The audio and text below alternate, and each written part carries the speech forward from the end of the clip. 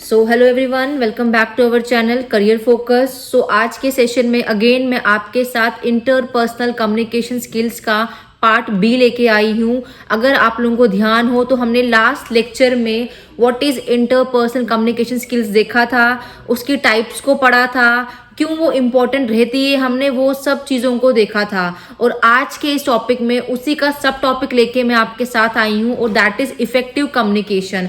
अब अगर इस टॉपिक को भी देखा जाए, नाम को ही देखा जाए टॉपिक के, इफेक्टिव कम्युनिकेशन मतलब कि इफेक्टिव जिसको आप बोलते हो असरदार इन हिंदी। लेकिन यहाँ पे किस चीज़ की हम बात कर रहे हैं, क्या चीज़ इफेक्टिव होना चाहिए, उसे ध्यान रखना है हमें, ठीक है ना। तो देखो कम्युनिकेशन, अगेन यहाँ मैंने वर्ड यूज किया है कम्युनिकेशन। तो आप लोगों को अच्छे से पता है कम्युनिकेशन क्या होता है, वे ऑफ शेयरिंग आइडियाज। कभी कभार ये वन पर्सन के साथ भी हो सकता है, कभी कभार एक से ज्यादा के साथ भी हो सकता है, कभी कभार हम खुद से भी तो कम्युनिकेट करते हैं ना। लेकिन क्या वो कम्युनिकेशन असरदार, क्या वो कम्युनिकेशन इफेक्टिव है, उसी को हम क्या बोलते हैं, इफेक्टिव कम्युनिकेशन बोलते हैं। तो सबसे पहली चीज इसमें जो मैंने स्लाइड में मेंशन किया हुआ है वो लिखा हुआ है कि effective communication is about more than just exchanging information. मतलब कि कोई भी कम्युनिकेशन इफेक्टिव तभी होगा जब उसमें सिर्फ एक्सचेंज ऑफ इंफॉर्मेशन ना हो बल्कि उससे ज़्यादा भी हो। तो उससे ज़्यादा क्या होगा, इट मीन्स उससे ज़्यादा उसको हम अंडरस्टैंड कर पा रहे हैं या नहीं कर पा रहे, ये भी तो होना चाहिए ना। तो it means understanding plays a very important role. और क्या इंटेंशन है बोलने वाले की, जो आपसे बात करने आ रहा है पर्सन, वो किस इंटेंशन से आपसे बात कर रहा है, तो उसी को हम बोलते हैं कि यार अब हमारा कम्युनिकेशन क्या हो गया, असरदार हो गया, इफेक्टिव हो गया है। तो इन दो वर्ड्स का ध्यान रखना, effective communication means understanding emotions and eight the same time intention behind the information, कि किस इंटेंशन से हम अपनी बात को रख रहे हैं। दोनों के दोनों हमारे किस में आएंगे, इफेक्टिव कम्युनिकेशन में आएंगे। नेक्स्ट मैंने पॉइंट लिखा हुआ है यहाँ पे, कोई भी कम्युनिकेशन या कोई भी, हम सक्सेसफुल कब होंगे अपनी लाइफ में, हम तभी सक्सेसफुल होंगे अपनी लाइफ में जब हमें किसी से बात करने का तरीका अच्छे से आता हो। चाहे वो आपके फ्रेंड्स हो, अगेन आपकी फैमिली हो, या आप कहीं पे काम कर रहे हैं, तो उन तीनों ही जगह पे सक्सेस का एकमात्र जो सोर्स होता है वो क्या होता है, इफेक्टिव कम्युनिकेशन ही होता है। तो यहाँ वही लिखा है मैंने, the key to success in, कहाँ कहाँ पे बोला है हमने words, in work place, in life and in relationships is effective communication. Next, अगर कम्युनिकेशन इफेक्टिव होगा तो उससे क्या क्या चीज़ें माइनस हो जाएंगी, वो हमारे लिए कन्फ्लिक्ट्स को, वो हमारे लिए फ्रस्ट्रेशन को क्या करेगा, खत्म कर देगा। तो कहीं ना कहीं misunderstanding, conflicts and frustration on a daily basis reduce good communication. अगर कम्युनिकेशन अच्छा होगा तो उससे कॉन्फ्लिक्ट्स, उससे फ्रस्ट्रेशन, उससे जो मिसअंडरस्टैंडिंग होती है वो भी कहीं ना कहीं क्लियर हो जाती है। In short, effective communication help करता है हमें एज एन इंडिविजुअल और एज अ टीम बिल्डअप करने में, ठीक है ना। तो ये था आपका first, that is effective communication. Now moving to next slide and that is common barriers to effective communication. ऐसे क्या क्या रुकावटें होती हैं जो कम्युनिकेशन के रास्ते में आती हैं। तो मैंने फर्स्ट पॉइंट मार्क किया है यहाँ पे कि stress and out of control emotion. Second लिखा है लैक ऑफ फोकस, कि हम चीज़ों को फोकस, अपनी किसी भी बात के टाइम पे हम फोकस नहीं होते हैं। थर्ड लिखा है मैंने यहाँ पे inconsistent body language and fourth point लिखा है मैंने नेगेटिव बॉडी लैंग्वेज। अब इन चारों में डिफरेंस है, उसे पढ़ना भी बहुत ज़रूरी है। तो first point is stress and out of control emotions. अब देखो, जब हम इमोशनली ड्रेन्ड होंगे या हम इमोशनली स्ट्रेस्ड आउट होंगे तो क्या होगा, इसका मतलब यही होगा कि हम अगले इंसान को भी क्या कर रहे हैं, कहीं ना कहीं अपने साथ इमोशनली स्ट्रेस्ड आउट कर रहे हैं, उसको हम कहीं ना कहीं मिसरीड कर रहे हैं या हम उसको कंफ्यूज कर रहे हैं। इट मीन्स जब भी हमें लगता है कि हम इमोशनली वीक हैं तो हम अगले इंसान को भी वैसा ही बनाने की ट्राई करते हैं कि वो हमें सुने। लेकिन जब भी हमें कोई इफेक्टिव कम्युनिकेशन करना होता है तो हमें इन चीज़ों को माइनस करना होता है, हमें स्ट्रेस में नहीं रहना होता है, हमें एक्सेस इमोशंस को जाहिर नहीं करना होता किसी के साथ भी, ठीक है ना। चाहे वो वर्बली कर रहे हो, आप गेस्टर्स के थ्रू कर रहे हो, दोनों ही मोड में हमें उसको जाहिर नहीं करना होता है। और to avoid conflicts and misunderstanding you can learn how to quickly calm down before continuing conversation. तो अगर तो आप चाहते हो कि कॉन्फ्लिक्ट्स अवॉइड हो, मिसअंडरस्टैंडिंग्स खत्म हो जाएं, तो आपको पता होना चाहिए कि कैसे खुद को काम डाउन करना है, कैसे एक कम्युनिकेशन को असरदार बनाना है, ठीक है ना। तो stress and out of control emotion हमें बिल्कुल भी नहीं होने चाहिए, बिकॉज अगर ये होंगे तो ये रुकावटें हैं किसके लिए, अच्छे कम्युनिकेशन के होने में। Next point is lack of focus. अब आप खुद ही देख लो ना, अगर आप क्लास में ही बैठे हो, आप क्लास में फोकस होके नहीं बैठे हो, आपका क्लास चल रही है यहाँ इंग्लिश की और आपका माइंड कहीं और ही चल रहा होगा, तो इट मीन्स आप फोकस नहीं कर रहे ना। टीचर जो मर्जी पढ़ा दे आपको समझ नहीं आ रहा, आप सिर्फ उतना ही समझ रहे हो जो आपके माइंड में चल रहा है, और वही चीज यहाँ बोली है। आप तभी कम्युनिकेट कर सकते हो जब आपका फोकस अगले इंसान की बात सुनने पे हो, और अगर फोकस नहीं होगा इट मीन्स आप कम्युनिकेट भी अच्छे वे में नहीं कर सकते, क्योंकि आप उसकी बात को समझ ही नहीं पाओगे, आप उसे सुन ही नहीं पाओगे, तो आप कम्युनिकेट कैसे कर सकते हो उसके साथ, है ना। तो यहाँ लिखा हुआ है clearly, you can't communicate effectively when you are multitasking. अब ये मल्टीटास्किंग वर्ड लिखा है, मतलब क्या है इस चीज का यहाँ पे, कि एक टाइम पे 100 काम पकड़ लिए अगर आपने। देखो अगर आप क्लास पढ़ रहे हो, सेम टाइम पे आप किसी को मैसेज कर रहे हो, इट मीन्स आप एक टाइम पे 2 अलग अलग काम कर रहे हो। और वही चीज लिखी हुई है यहाँ पे कि भाई अगर आप किसी से बात ही कर रहे हो ना, तो यू कांट कम्युनिकेट, उस पर्सन से आप कभी भी कम्युनिकेट नहीं कर पाओगे। आपका फोकस कहाँ पे होगा, उस व्हाट्सएप मैसेज पे होगा। तो वही चीज लिखी हुई है कि एक टाइम पे एक टास्क को पहले कीजिए, जैसे ही वो काम खत्म होता है तो दूसरा काम कीजिए। इसका मतलब भी क्या होता है कि आप जो काम कर रहे हैं पहले वाला, एटलीस्ट उसमें अपना 100% दीजिए ना। तो वही लिखा है कि you can't communicate effectively when you are multitasking. If you are checking your phone, planning what you are going to say next, or daydreaming, you are almost certain to miss non-verbal cues in the conversation. अगर तो आप बार बार अपना phone ही check कर रहे हो किसी से बात करते हुए, या आप कहीं टेक्स्ट कर रहे हो, या आपका माइंड कहीं और चल रहा है, इट मीन्स कहीं ना कहीं आपके अंदर क्या मिसिंग है, आपके अंदर ये नॉन वर्बल जो पार्ट है ना, ये आपका दिख जाएगा अगले इंसान को कि यार इसका माइंड कहीं और बैठा है।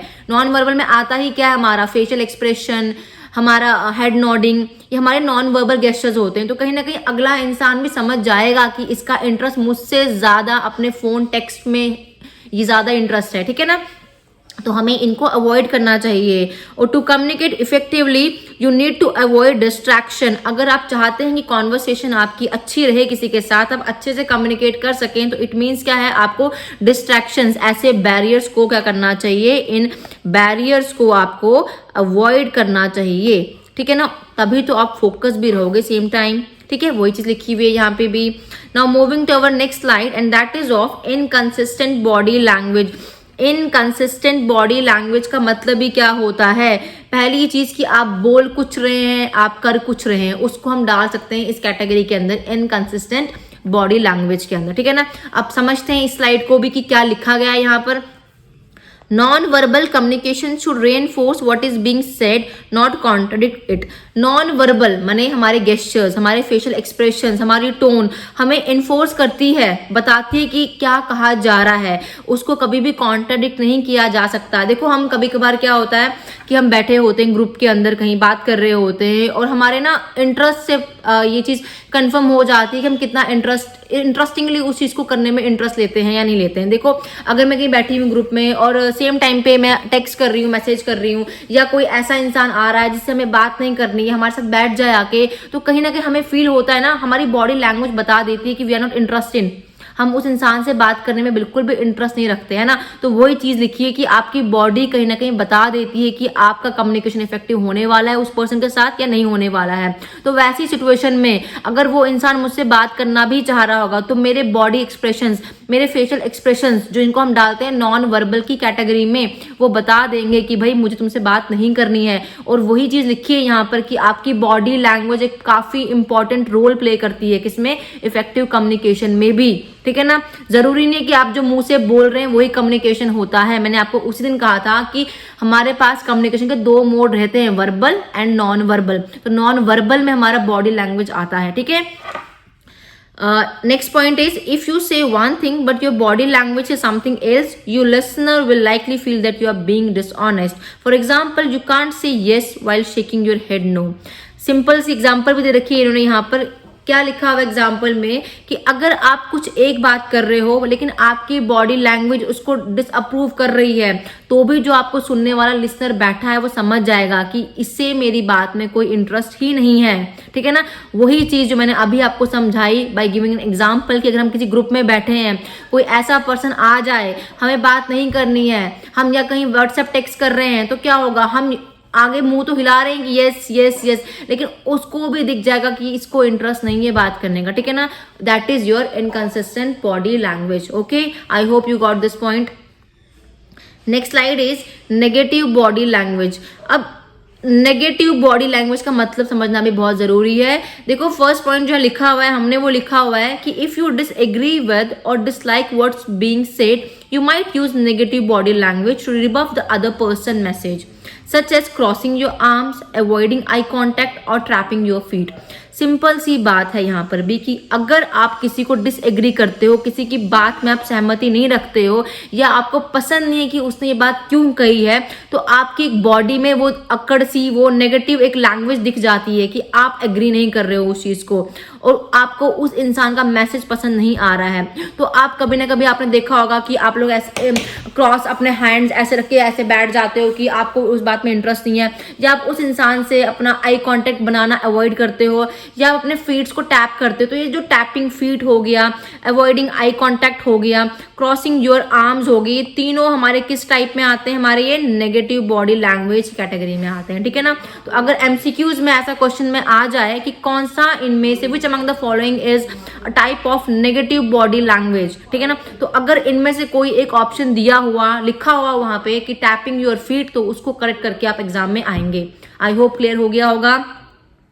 Now moving to our next slide, that is how communication process work, कि कैसे communication process work करता है। और ये मैंने आपको previous slides में बता दिया था अपने first topic में कि देखो भाई, एक होता है sender, sender is the person जो मैसेज को सेंड कर रहा है, मतलब कहीं ना कहीं सेंडर एक हमें एनकोड करके मैसेज दे रहा होता है। जो message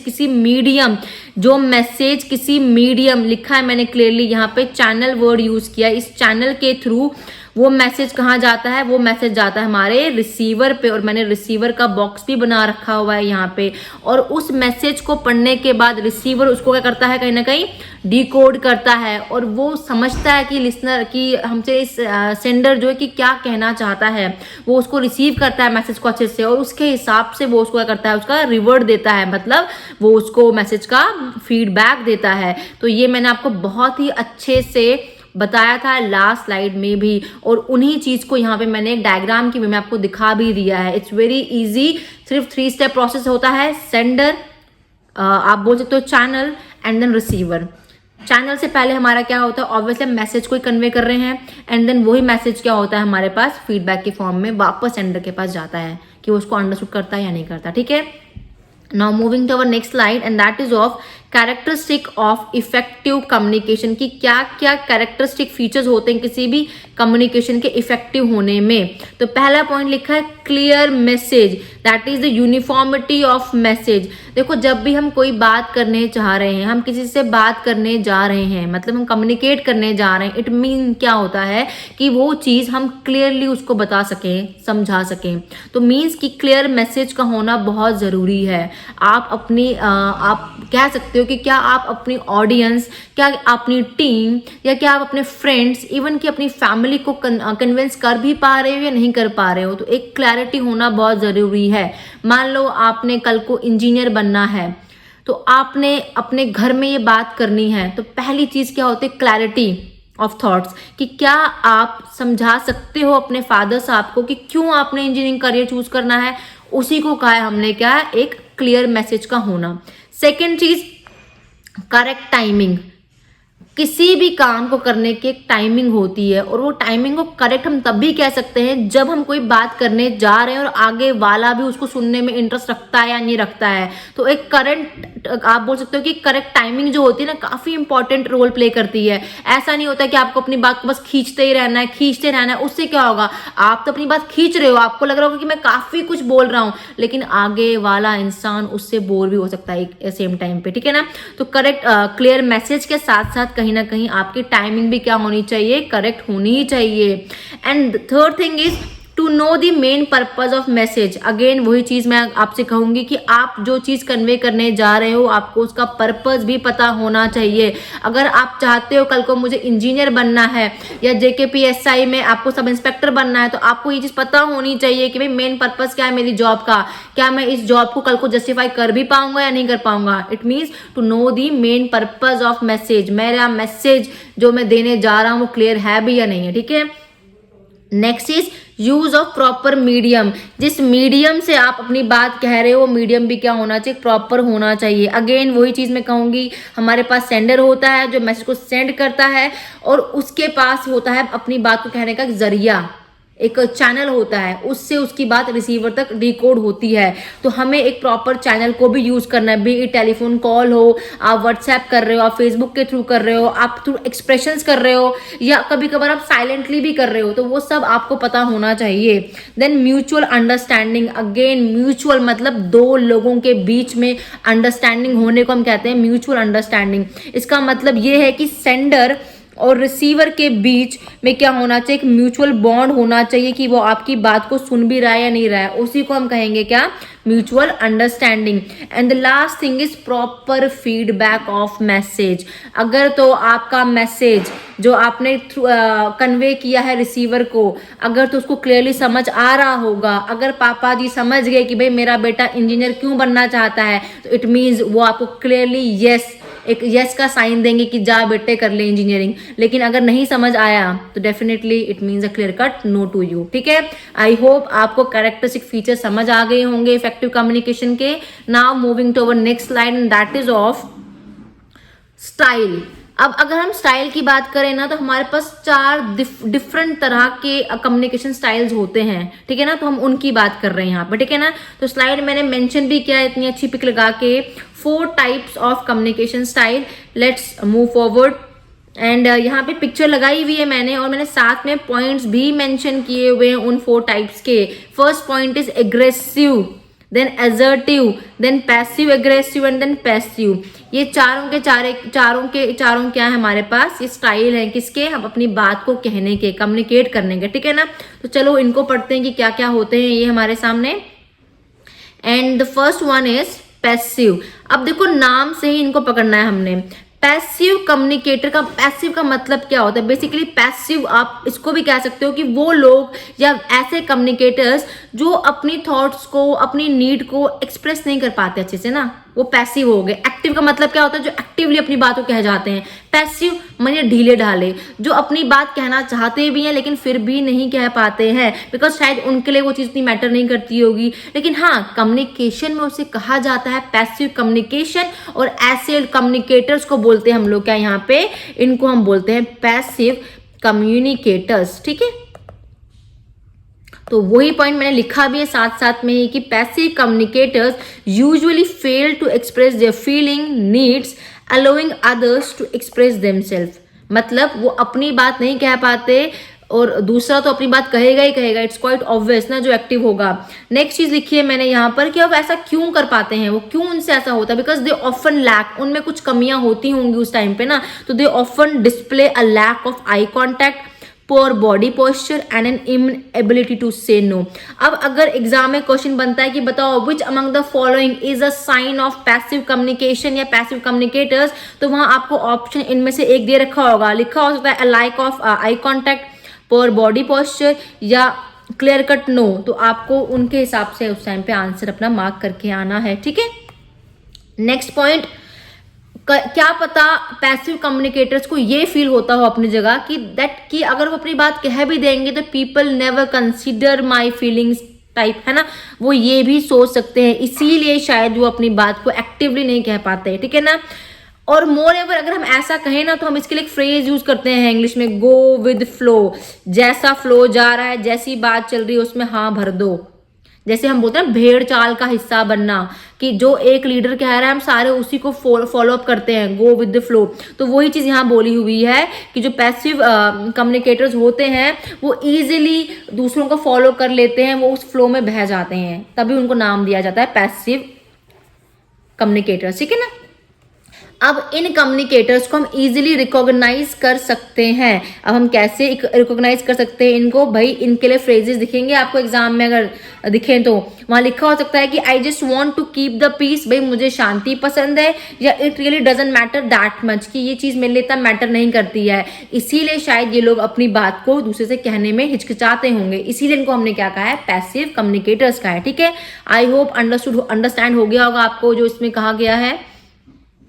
next is aggressive. Again aggressive मैंने आपसे अपने लास्ट लेक्चर में भी डिस्कस किया था। एग्रेसिव का मतलब क्या होता है? जो एकदम से भड़क जाते हैं अपनी बात को करते करते, तो उनको हम बोलते हैं एग्रेसिव। और ऐसा कम्युनिकेशन एग्रेसिव कम्युनिकेशन, और ऐसे लोग एग्रेसिव कम्युनिकेटर्स कहलाए जाएंगे, है ना। People who rely on this type of communication style in the workplace, at home और among friends tend to dominate the conversation. अब जो लोग एग्रेसिव होंगे, इट मीन्स कि क्लियरली वो दूसरे इंसान को सुनने पसंद नहीं करते। अगर वो दूसरे को सुनना पसंद नहीं करते, इट मीन्स क्या होगा? वो दे ट्राई टू डोमिनेट। ऐसे लोग हमेशा हर जगह पे दूसरे को डोमिनेट करना चाहते हैं और डोमिनेट करना जानते हैं अच्छे से, ठीक है ना। इट मीन्स अब ऐसे लोगों के लिए हम यूज करते हैं ना phrase I me my self only, तो ऐसे लोगों के लिए हम बोल सकते हैं क्लियरली कि it's me and only me. तो जहां पे मी वाला सेंस आता है वो क्या होता है हमारा? वो कम्युनिकेशन क्या होता है हमारा? एग्रेसिव कम्युनिकेशन होता है, ठीक है ना।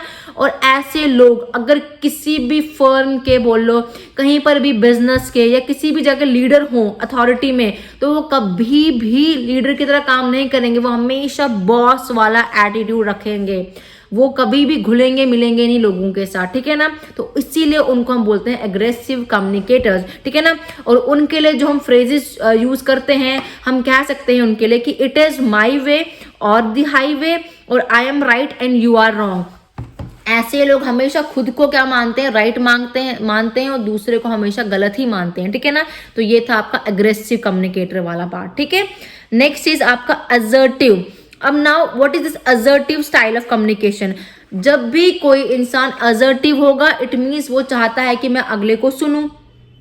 अगर वो सुनना पसंद करेगा, इट मीन्स क्या होगा? It offers an effective and healthy way to express, है ना। तो वो अपने आप को एक्सप्रेस करने के लिए एफर्ट लगाएगा, मतलब वो चाहेगा कहीं ना कहीं कम्युनिकेशन क्या हो, मेरा इफेक्टिव हो, हेल्दी हो। अगर ऐसा होगा तो इट मीन्स क्या होगी? ऐसे इंसान में ओपननेस होगी, ऐसा इंसान ऑनेस्ट होगा, ऐसे इनके इंसान के साथ टू वे कम्युनिकेशन क्या होगा? बहुत ही ईजी हो जाएगा, ठीक है ना। और ऐसे इंसान दूसरों की नीड्स को भी अंडरस्टैंड करेगा, ठीक है।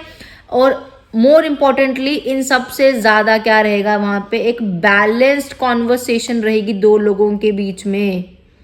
बैलेंस का मतलब जो दो बात कर रहे हैं वो दोनों एक दूसरे को अच्छे से समझेंगे, अच्छे से मौका देंगे अपनी बात कहने का, ठीक है ना। तो ये सारे पॉइंट्स किसके लिए हमारे हैं? असर्टिव के लिए हैं।